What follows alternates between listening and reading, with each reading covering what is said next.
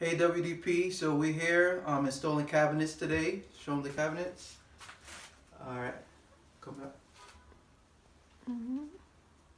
Just want to show you all that anybody can install cabinets and you can do it too. I got Alvin here with me, I got Tao here with me, and we're working together to get these cabinets up.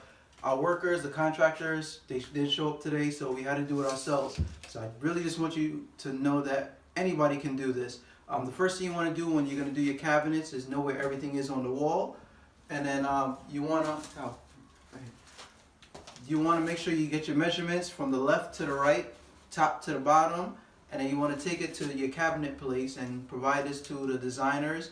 Together you will design where you want everything, how big, how tall you want your cabinets, and then from there they give you what you need, put them together, and then make sure you work with 1, 2, possibly 3 people to get your cabinets up. You want to make sure you get you know where the studs are on the walls and everything like that. If you need any help, talk to Alvin, talk to me, talk to Tao, because we all did it together and it's coming out beautiful. You'll get the pictures towards the end.